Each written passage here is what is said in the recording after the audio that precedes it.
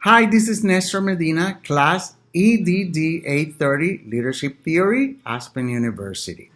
We're going to be discussing different types of theories and models, four of them.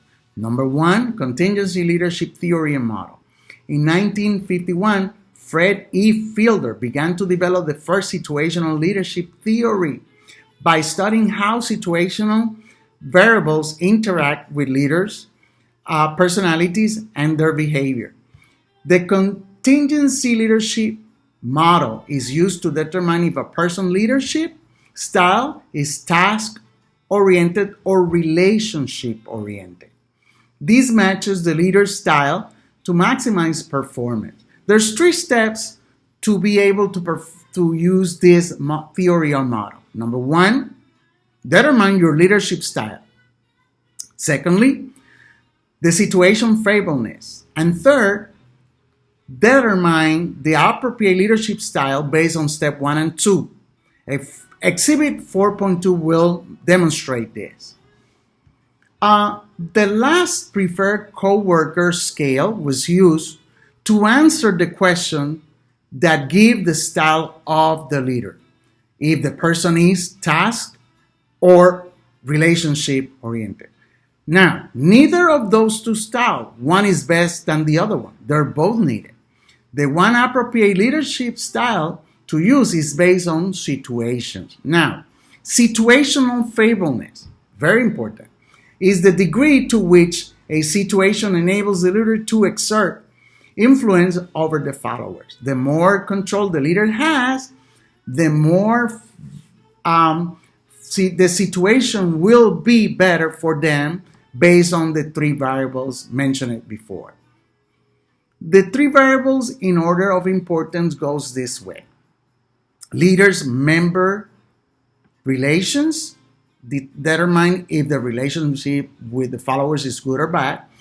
Task structure, if the type of work that they are performing, the followers, is routine, ambiguous, it's okay, they have the conditions. Position power is the way of a leader have to demonstrate his leadership by having the opportunity and by the power to hire, punish, or give praise or promotions.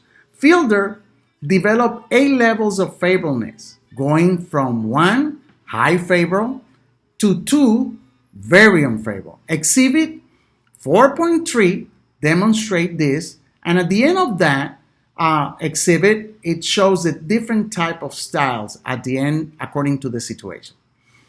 The leadership style does not match the situation, then the leader may be ineffective.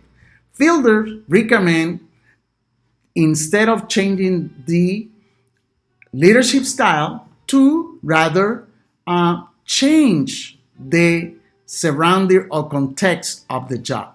Research, criticism, and applications to the model established that there were several meta-analyses concluded the research tend to support this model, but other criticisms established that even when he recommended to change the context of a job, he never proposed a way of doing so.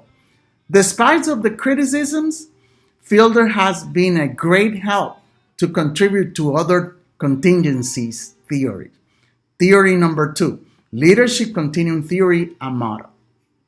Robert Tannenbaum and Warren Schmidt also developed a contingency theory in 1950.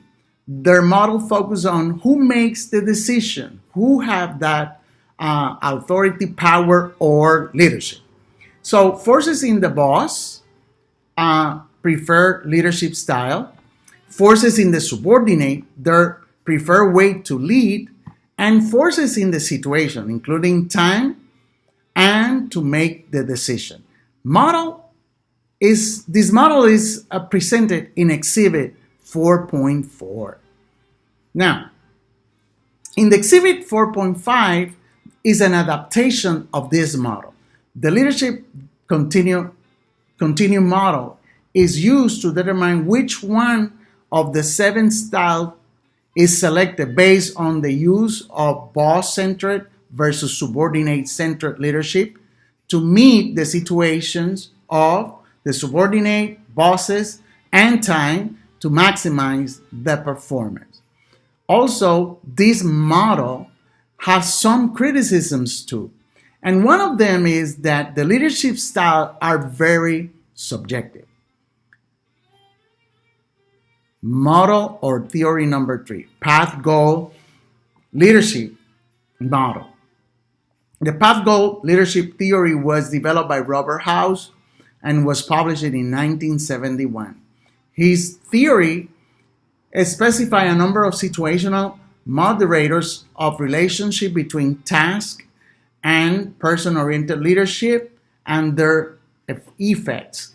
House attempts to explain how the behavior of the leader or how he used that behavior with the subordinates influence the performance and the satisfaction in their followers, creating a reaction of a behavior too.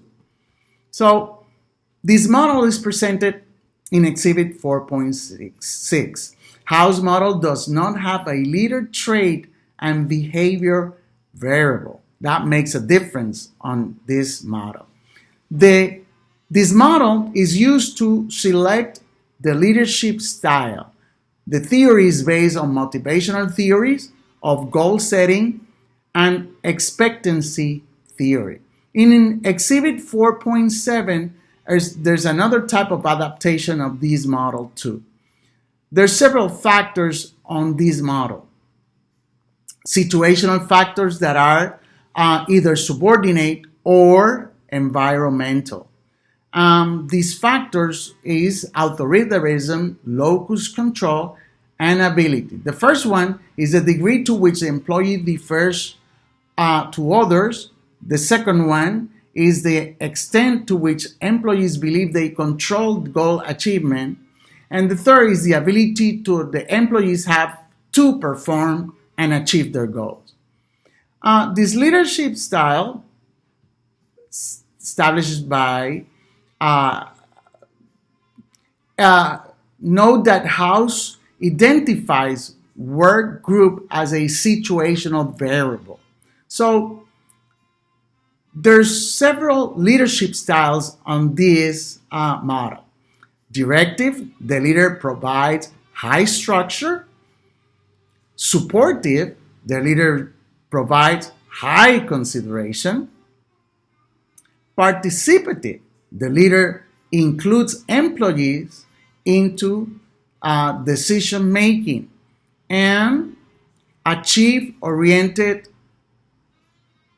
the leader set difficult but achievable goals, of course, except followers to perform at their highest level and rewards them for doing so.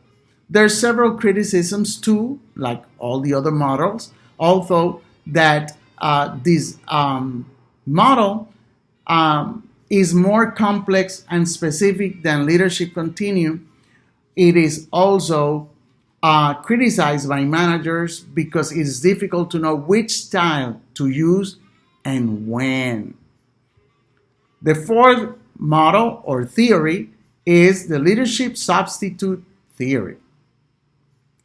Stephen Kerr and John Germier argued that certain situational variables that are presented prevent leaders from affecting subordinates and their attitudes of their behavior.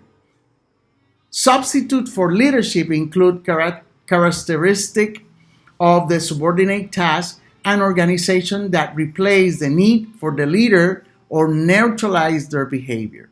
Substitutes for leadership make a leadership style unnecessary or not part of the performance in the task. Neutralizers reduce or limit the effectiveness of a leader's behavior.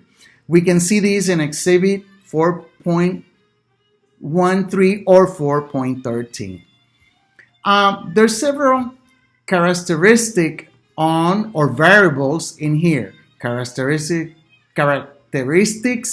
of followers, ability, knowledge, experience, training, characteristic of task, clarity on the routine, a specific type description of the jobs, and characteristic of the organization is in formalization, the plans that are expected to be accomplished, and there's a point of inflexibility, sometimes rigid rules, rigid protocols that affect the performance. Leadership style. The leader role is to provide the direction and support not already being provided by the task group or organization.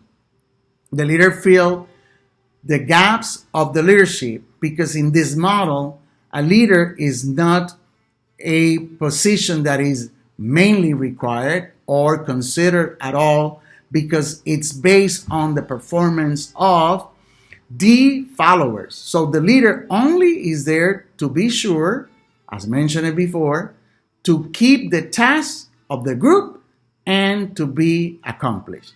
So there's overall the theory was supported. The research has found support for some aspect of the theory, but other aspects have not been tested at all. So these are our four of theories, and the theory that I am more concerned or I like the most that is part of our work performance is the theory of the path goal model, because there's a leadership style that you can use. For example, the directive style. The directive is a formal authority, is strong, and the work group provides job satisfaction. So I have been used this in our performance of work to accomplish the tasks that are required. Sometimes you cannot leave the people to make all decisions. You can make them be part of them, but they cannot do all the decisions because that will, they don't have all the information sometimes to do so. So this leadership style or model is the one that I will use the most. Thank you.